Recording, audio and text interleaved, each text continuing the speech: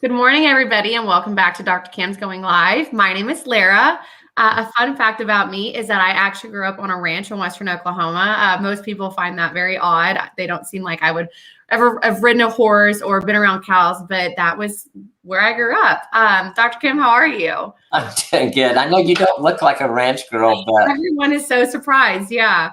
that's pretty cool. I like that. Yeah. What's one fun fact about you? Well, that one thing for me would be kind of the same thing. Even though I grew up in the city, my grandparents lived on a small farm, and I spent tons of time with them growing up. So I did. I learned how to take care of animals. I can drive a tractor. Yeah. I can build a fence, things my granddad taught me. So I can do all those kind of things. And people go, really? Yeah, but it was a big part of my life, and my granddad had a huge impact on my life. Yes, I love that. Well, we're just going to jump right in today. So I can't believe it's almost July. Do you have any fun plans for the 4th of July? We usually do family stuff, so we'll probably have family over. Usually swim and cook hot dogs. I mean, The fun stuff. all that kind of stuff, and watch fireworks. Everybody kind of splits. Everybody kind of has all the families have different things they do with other friends at night. And so last year, Nancy and I sat on our front porch, and we could see like 3 different fireworks things going around different places. And so we didn't go anywhere. So we may do that again this year. Or we may just, I don't know. Why go anywhere if you can watch 3 different? It was so good. That's amazing. Well, are you so happy that we're not quarantined this year? Oh my gosh. Can you believe that? I mean, No. one of the things that Nancy and I talking about the other day is that the things that we can do now mean more than if we'd done them last year, because it's been 2 years since we've done them. And now, it's a family come in last weekend to go to this art show thing. And so last year we couldn't go, or it was limited. And this year it's like, oh, we can do everything. And so, I think things mean more to us. It's nice that we can do them, and it's nice to not have to wear masks. Oh, absolutely. I went to a wedding shower last weekend, and I was like, oh my gosh, I'm around a lot of people right now. And it was just so exciting just to be out and to be talking and to not have a mask on and not worry about getting COVID. It was so wonderful. I agree. More about getting shots and stuff, and it's making a difference. It definitely is. Yeah. Well, today on the show, we're going to be discussing why premarital counseling is important. And Dr. Kim, how do you feel about premarital counseling? Well, I think when you get into marriage, I mean, it's a lifelong decision. I mean, and so we invest in, sometimes we invest, I think, in planning the wedding more than doing the marriage. Yes. We have an online premarital course. I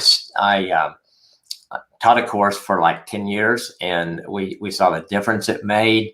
I think it just makes a huge difference in what a couple. It makes you focus on what, and you're not going to remember, like when I do a course, I know they remember everything I talked about or taught, but I've had many couples say, but we had a reference, and we went back to the workbook, and then we remembered, okay, there's a tool that we're not using that I think they think would make a difference. So I think just having that foundation when you go in, most of us think we're marriage experts, and I don't think any of us are. We certainly weren't at all. Yeah. Well, if anybody is joining us live right now who is engaged or who is in a serious relationship, say hi in the comment box below. We would love to hear from you. And if you have any questions directly for Dr. Kim, please ask us. And then, okay, so if I'm currently on the fence about premarital counseling, what would you say to me? What would you kind of say to me that pushes me over to go to premarital counseling? And I think that's a problem with a lot of people, because I think you're doing pretty good or you wouldn't be getting married, So it's not like you have these huge problems. You think, oh my gosh, I couldn't live my rest of my life with this person. And maybe there's one lucky couple that doesn't need it, but don't roll the dice. I mean, you may not be having serious issues now, but you're going to have issues in marriage, and you want to know how to deal with them and a couple, and to not panic when they happen, that there's always answers. And so getting some tools, understanding a little bit more what married life will look like, even if you've lived with someone for 2 years. Yeah. It is different when you get married. I've had a couple after couple after couple tell me it's different when we got married.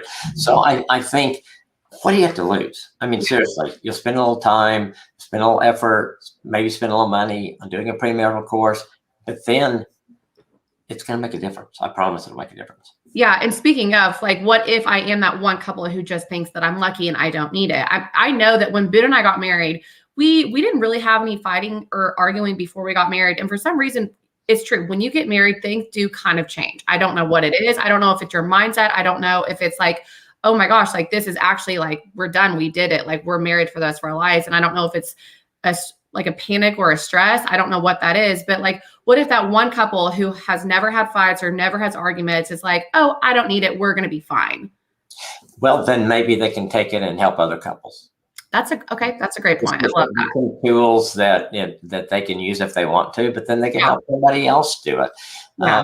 And just to know that, I've got couples that argue pretty well and those kind of things, but there's always scenarios. Something, maybe finance comes up, something with sex comes up, how to grow together spiritually, how to continue to put God in the middle of your marriage. There's just so many things you can talk about that I think are beneficial. Yeah. So what if I want to go to counseling, but my fiance doesn't want to go to counseling? Are there any tips or anything that I should say to motivate them to go? I would ask them to do it for you. Okay. And to go, like if you're going to, sometimes there's just an event where you go one day. I like it better where people do like our course, which it's over a period of weeks and you just do one session a week or a class a week. But if it's that kind of situation, say, let's just go once. Yeah. Let's see what it's like. With something, and at that point, hopefully your future spouse will say, sure, I'll do that for you. Yeah. I don't really want to go, but I'm going to do it for you. And hopefully that's what I saw, especially with guys, that most of the guys, the first time that they'd come to the class, say it was a 7 or 9 week class, it wasn't like they were doing flip-flops coming in. They were high-five. But afterwards, it was like you could say they saw the value in it, and they came back. And I had so many guys say, I've had so many guys say, honestly, I didn't want to come to this. I'm so glad we did. That's awesome. Wow. Do you think that premarital counseling can ever negatively affect a relationship? I think it depends what negative. I've had couples that have gone and decided not to get married. I think it was the best decision they made. And I think later on, they would say, like that. And I've even had couples that were in a class, they did break up. And I had one lady that came back 2 years later, and she said with another guy, and she said, now I know why that didn't work. And thank you for this class. And I'm glad we're getting to take it now. So, yeah. And so even though that can be kind of scary, I mean, wouldn't you rather it happen now on the side of the altar than once you're married and then you've got to deal with the divorce? Yes. Oh, without a doubt, I would rather have that. Yeah.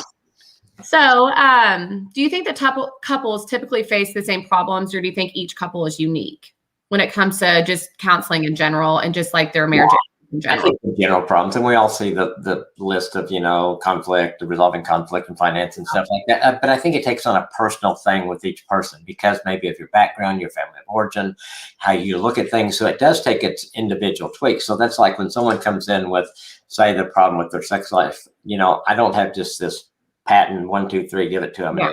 Okay, no, it's okay. Yes, you're having the problem. So let's look at you guys. Let's look at backgrounds. Let's look at what's going on there, those kind of things. And so it becomes very individual with the couple at that point.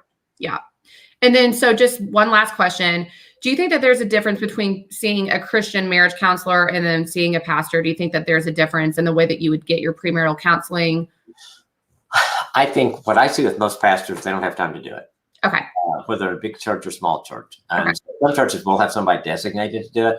And so I think when you've got a Christian counselor that does that and, has a system that they use, not that some pastors can't do it. And I know a couple pastors, I think, do a great job of it. But most pastors just don't have time to do that. And so that's why people refer to me. I've got pastors that say, hey, this couple, I'm going to marry them. They need premarital counseling. Will you do it? And give me the feedback. Okay.